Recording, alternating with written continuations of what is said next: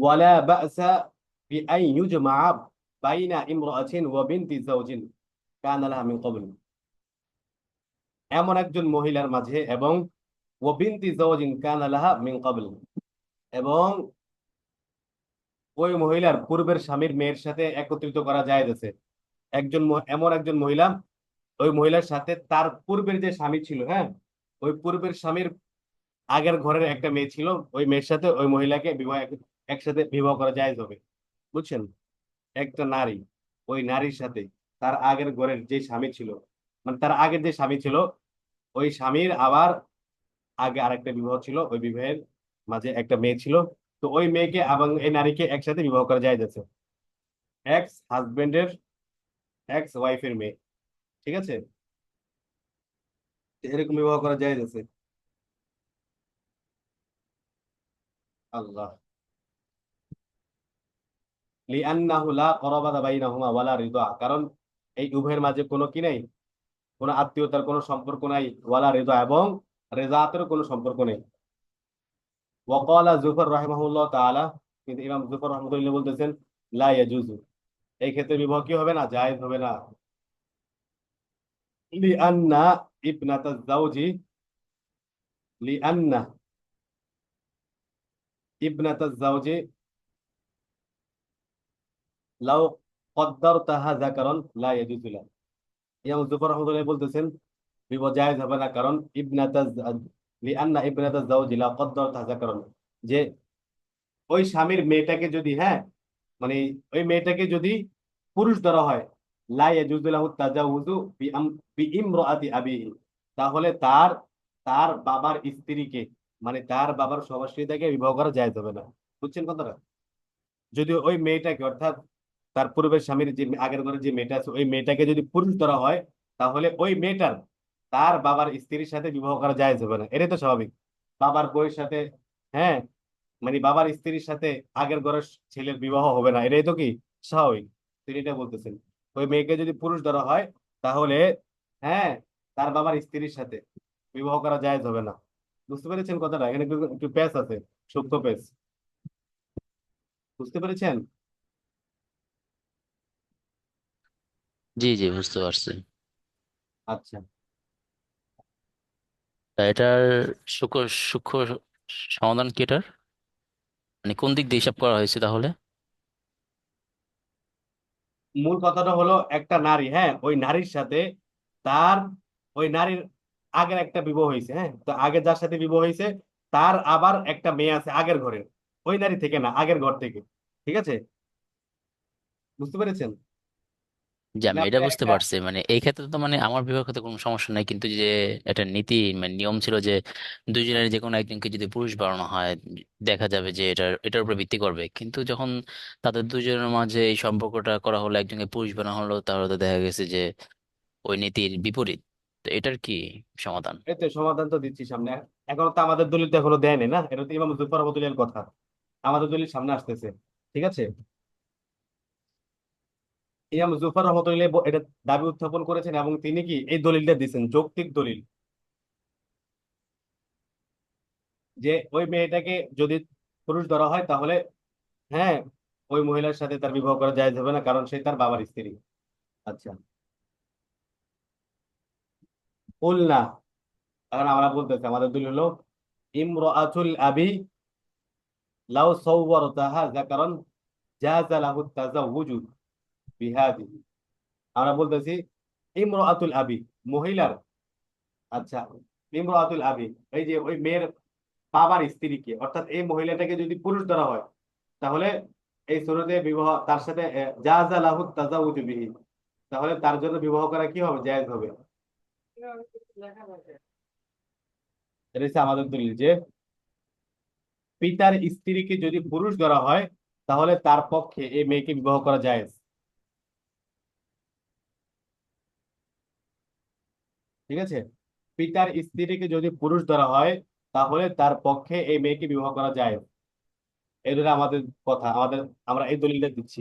এখন এটা তো এবারও লিখছে, কিন্তু দলিলের ভিতরে আরো আরো তো কথাবার্তা আছে, সেটা বলি, তাহলে বোঝা যাবে না।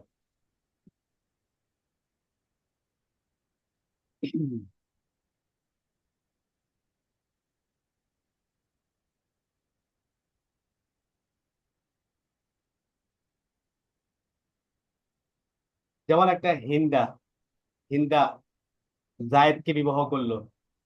হিন্দা নামক একটা মহিলা সে জায়েদকে বিবাহ করলো। আর জায়েদের প্রথম স্ত্রী ফাতেমার একজন কন্যা আছে জাইনাব নামে। তারপর জায়েদ হিন্দাকে তালাকে বাইন দিয়ে দিল। এখন খালেদ নামে একজন ব্যক্তি, সে জায়েদের কন্যা জায়নাব আর হিন্দাকে একই বিবাহ সূত্রে আবদ্ধ করে। তবে এতে কোনো অসুবিধা নেই, কারণ হিন্দা ও জায়নাবের মাঝে আত্মীয়তার ও দুগ্ধপানের কোনো সম্পর্ক নেই, এটা তো বুঝছেন এতটুকু। এরপর ইমাম মুস্তফা রহমতুল্লাহ বলতেছেন জায়েজ নয়। জায়েজ না হওয়ার কারণ হলো, স্বামী অর্থাৎ জায়েদের কন্যা জায়নাবকে যদি পুত্র সন্তান ধরে নেওয়া হয়, তবে তাদের পরস্পর বিবাহ জায়েজ নেই। কারণ হিন্দা হলো তার পিতার বিবাহিতা, তার পিতার বিবাহিতাকে বিবাহ করা জায়েজ নেই, তাই একত্রকরণও জায়েজ নেই। এতটুকু বুঝছেন। কিন্তু আমাদের পক্ষ, এখন আমাদের দলিলে দেখেন, কিন্তু আমাদের পক্ষ থেকে এর জবাব হলো, পিতার স্ত্রীকে যদি পুরুষ ধরে নেওয়া হয়, পিতার স্ত্রীকে যদি পুরুষ ধরে নেওয়া হয়, তবে তাদের পরস্পরে বিবাহ জায়েজ আছে।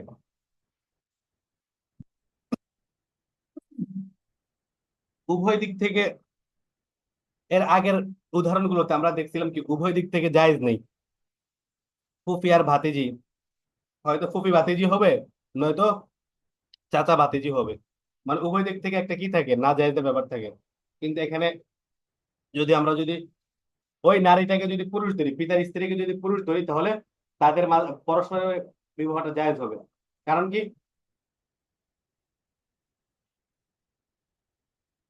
তখন ওই মেয়েটা অপরিচিত একজন পুরুষের কন্যা হিসেবে বিবেচিত হবে।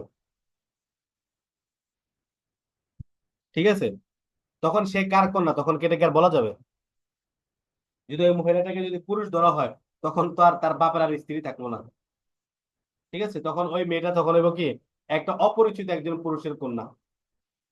আর দুই নারীর কথাই বুঝতে পারছেন, আমাদের মানে তো দলিল এতটুকু, লজিক্যাল একটা দলিল। বাবার স্ত্রীকে যদি কি ধরা হয়, পুরুষ ধরা হয়, তাহলে বিবাহটা জায়েজ হবে। কারণ কি, তখন যেহেতু বাবা, মানে ওই মহিলা তো পুরুষ, তাহলে তো ওই, তাহলে হজরত মানে বলতে পারি যে মানে ওই উসুলের যেটা আমরা উসুল বলছি, হ্যাঁ, নীতি বলছি, নীতির যে কোনো একজন মানে উভয় পক্ষ থেকে যে কোনো একজন ছেলে বানালে যদি দেখা যাবে, সম্পর্কে দেখা যাবে, কিন্তু এই ক্ষেত্রে একদিক দিয়ে হিসাব করলে, বিবেচনা করলে যে সম্পৃক্ত ঠিক রাখছে না, আরেক দিক দিয়ে বিবেচনা করলে যে এটা এটা বৈধ পন্থা আসে। তখন ওইখানে অর্থাৎ আমরা মানে যেটা পড়ছি ওই নীতির আলোকে, যেটা মানে উদাহরণ দেওয়া আছে, ওইখানে আমরা দেখতেছি মানে উভয় দিক থেকে মানে এটা হয়ে যায়, হ্যাঁ হ্যাঁ কোন হ্যাঁ, দিক থেকে এটাই গেলে না। বুঝতে ঠিক পারছি। আছে, কিন্তু এখানে তো আবার দেখতেছি একদিক থেকে, ওই যে ইমাম জুফর রহমতুল্লাহর কথায়, একদিক থেকে মানে না জায়েজ হওয়ার শুরু দেখা যায়, আর আরেক দিক থেকে যেটা আমাদের দলিল দিল, ওই হিসেবে তো আবার জায়েজ দেখা যায় না। তাহলে আমরা জি আপাতত আমাদের স্বল্প জ্ঞান অনুযায়ী বা আমাদের স্বল্প মতাল অনুযায়ী আমরা বলতে পারি মানে উভয় দিক থেকে হরুমারটা সাব্যস্ত হতে হবে, যেটা আমরা ইতিপূর্বে দেখলাম, ঠিক কিনা? জি জি। এখন এখানে তো আমরা দেখতেছি একদিক থেকে হচ্ছে, অর্থাৎ ইমাম জুফর রহমতুল্লাহ যেটা বলতেছেন এটার দিক থেকে কি যায়, না জায়েজ হয়ে যায়। আবার আমাদের দলিল অনুযায়ী কি জায়েজ হয়ে যায় বিবাহটা।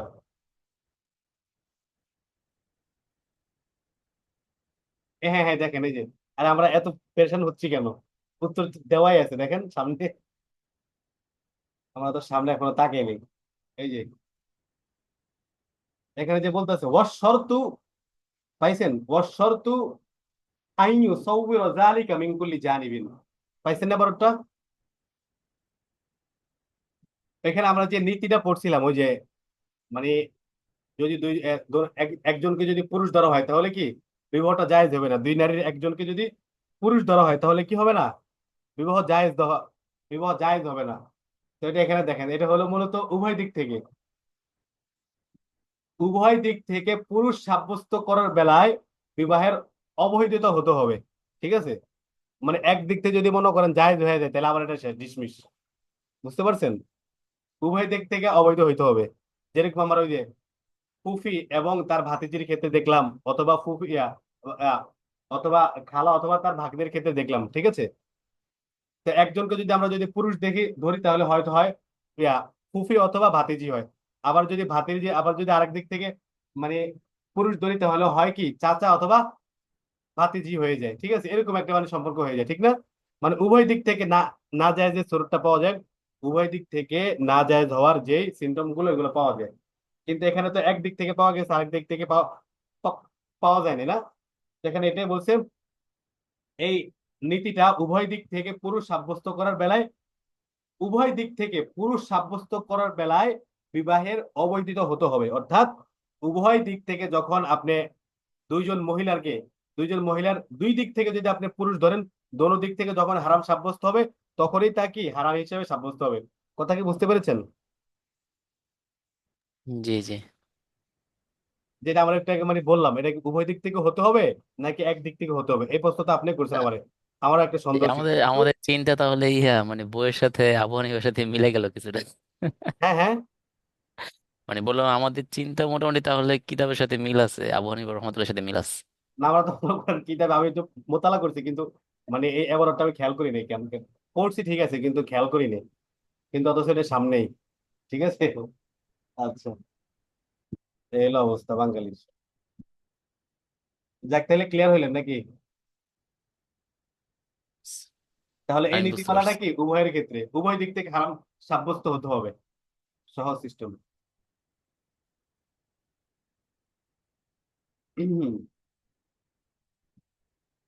আস্তাগফিরুল্লাহ।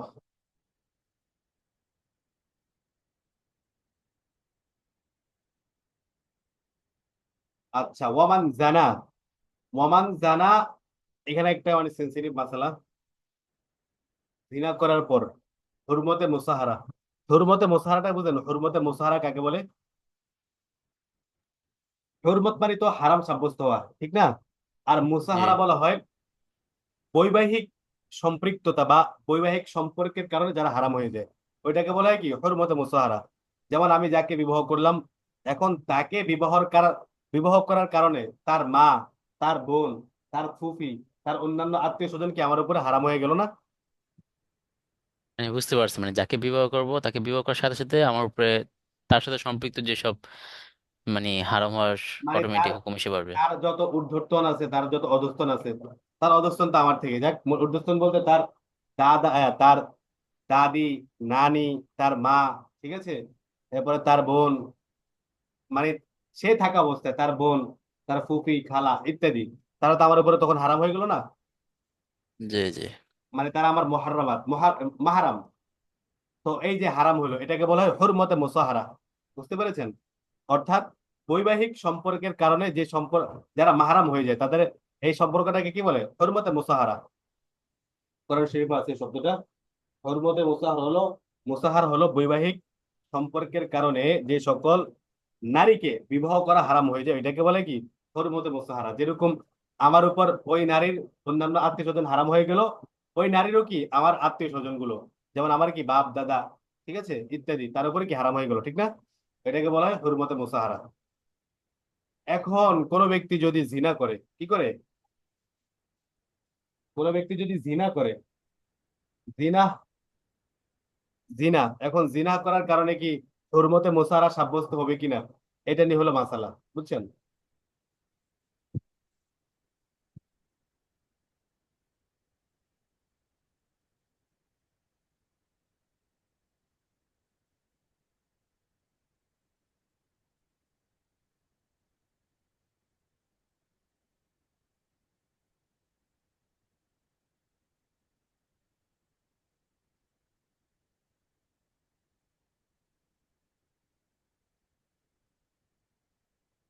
এখন জিনা করার কারণে কারণে হুরমতে মুসাহারা কি সাব্যস্ত হবে কিনা, এটা হলো মূলত মাসালা আজকে এখনকার।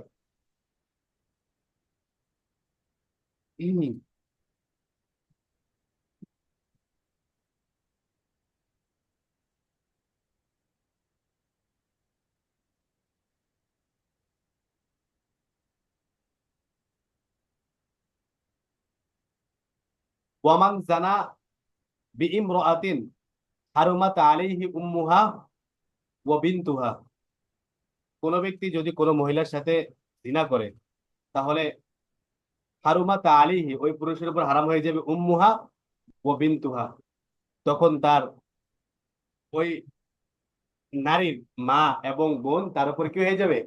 হারাম হয়ে যাবে। এক কথা হুরমতে মুসাহারাটা সাব্যস্ত হবে। ঠিক আছে।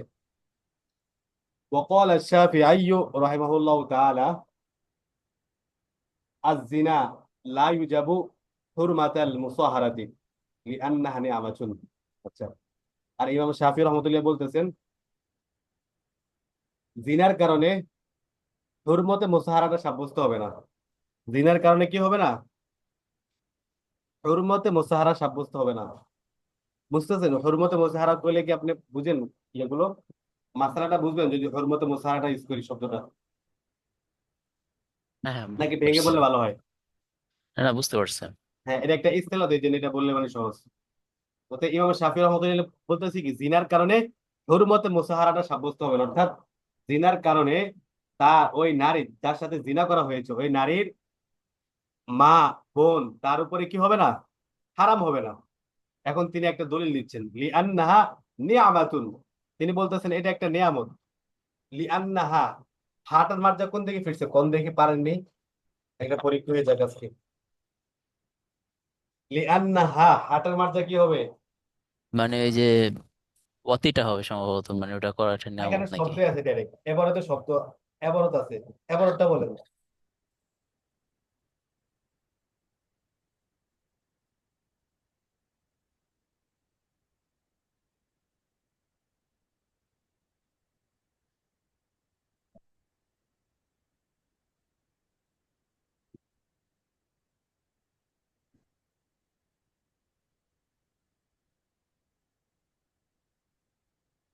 পেয়েছেন? মানে মহিলার লজ্জাস্থানটা, এটাই তো হবে সম্ভবত। এরকম তো এবারতে আছে, এবারতের ভিতরে আছে, বুঝছেন? একটু সত্যি চোখ, বলতে আমি এবারটা এখনো পাই নাই, কারণ আমি আপনার দিকে তাকাইছিলাম, তাকাতে শুনতেছিলাম। আমার দিকে তাকিয়েছেন, আমি তো ক্যামেরাতে নাই। তাকায় বলতে মানে আপনার এই যে স্ক্রিন দেখতেছিলাম আমি, কম্পিউটার দেখতেছি তো, মানে তাকাইছিলাম ওখানে। এই শব্দের আগেরটাই এটার মার্জা। আমি আমার ডেস্কটপে পড়াচ্ছি, ল্যাপটপে কিতাব, ল্যাপটপে আবার একটু কাঁপাকাঁপি করতেছি, বৃষ্টি হারাই যায়।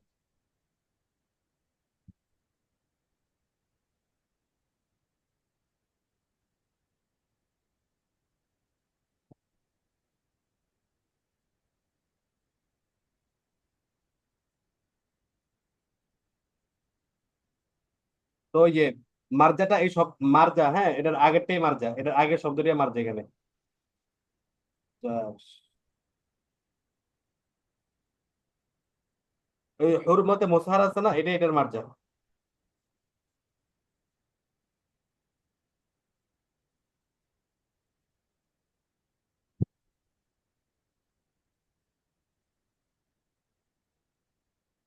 ইমাম শাফি রহমতুল্লাহ উনি বৈবাহিক বৈবাহিক সম্পর্কটা ধরতেছেন না, উনি ধরতেছেন যে মানে মিলন হলেই হয়েছে। না, উনি বলতেছেন এটা একটা হলো নেয়ামত। বিবাহ জিনিসটা কি একটা নেয়ামত, ঠিক আছে? ওই নেয়ামতের কারণে যে জিনিসটা হয়, এটা কি জিনা করলে হবে? বুঝেন নাই? জিনা তো একটা অপরাধ না, একটা একটা অপরাধ, একটা ত্রুটি, একটা লজ্জাজনক কাজ, গুনাহের কাজ। তো এই গুনাহের কারণ যেটা বিবাহের মাধ্যমে আপনি পাইতেছেন, হালাল ভাবে বিবাহের মাধ্যমে, ওই জিনিসটা আপনি আবার কেন মানে অপরাধ করে পাইবেন?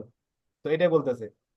তিনি বলতেছেন লিআন্নাহা নিআমাতুন, হাতের মার্জ হলো হুরমাতে মুসাহারা। বিবাহের কারণে যেটা হারাম হয় এটা তো নেয়ামত, ঠিক আছে? ওটা তো আপনি ইচ্ছা করে হারাম করছেন নাকি?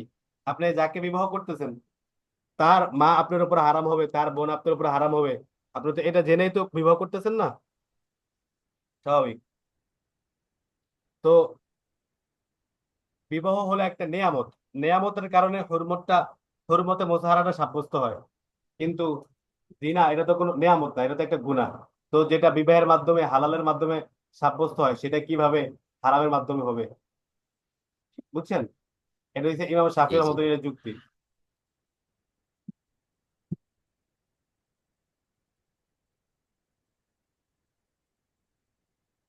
এই ক্ষেত্রে আমরা কি বলি?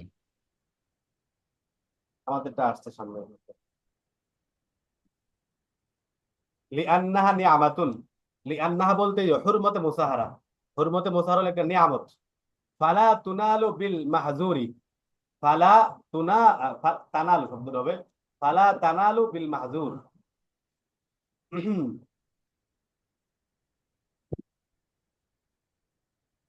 সুতরাং ফালা তানালু বিল মাহজুর, সুতরাং মাহজুর মানে অবৈধ পথ বা নিষেধ পথ। সুতরাং অবৈধ পথে তা অর্জিত হবে না, অর্থাৎ হুরমতে মোসাহারাটা এটা অবৈধ পথ, অর্থাৎ অপরাধের মাধ্যমে, জিনার মাধ্যমে এটা কি হবে না, অর্জিত হবে না।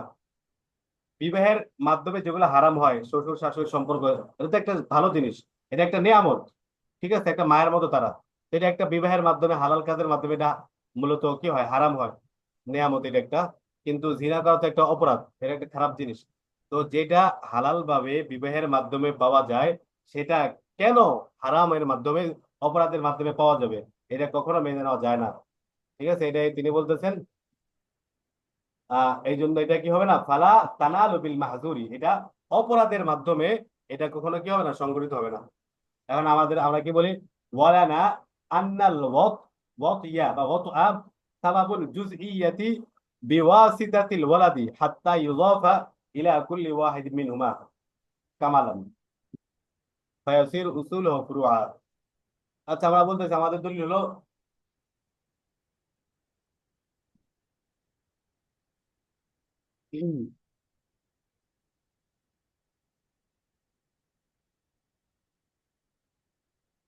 এই যে মূলত সহবাসটা বা যৌন সঙ্গম, এটা হলো, এটার মাধ্যমে তো মূলত কি হয়, সন্তান হয়। আর সন্তানটা উভয়ের মাঝে একটা অংশত্ব বা একটা অংশীদারিত্ব সাব্যস্ত হওয়ার কারণ। জিনার ভিতরে বা বিবাহের ভিতরে কি হয়, সহবাস হয়, এটাই স্বাভাবিক। আর এটা হলো কি সন্তান অর্জনের মাধ্যম। আর সন্তান কি মানুষের একটা শরীরের অংশ, ঠিক না? সন্তান মানে কি মায়ের একটা অংশ, বাপের একটা অংশ, বা দোনোজনের অংশদারিত্বে তো কি হয়, একটা সন্তান হয়। মানে দোনোজনের অংশ এখানে সাব্যস্ত হয়, থাকে।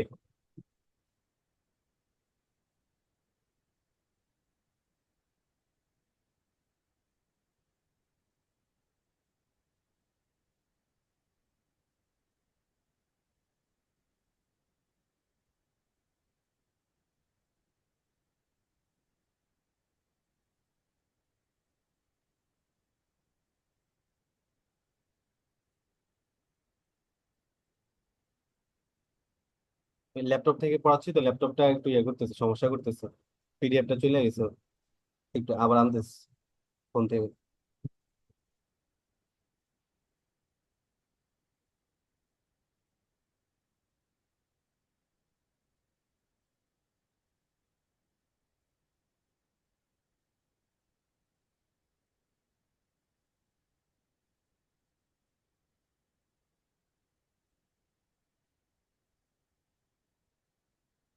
এই মাসলা কি শেষ করবেন নাকি এখানেই থামবেন স্টেশন? হ্যাঁ, বললাম এই মাসলা কি আপনি শেষ করবেন নাকি? এই মাসালাটা তো অনেক আলোচনা, ভালোই। তাহলে আপনি, সমস্যা নেই, টাইম যেহেতু হয়ে গেছে, রাখতে পারেন। আচ্ছা ঠিক আছে, তাহলে ওইটা কিন্তু মোটামুটি দীর্ঘ আলোচনা, আর বুঝারও কিছু আছে। ঠিক আছে, সুন্দর করে আবার কালকে দেখে ঠিক ইনশাল্লাহ। আছে, আসসালামু আলাইকুম রহমতুল্লাহ।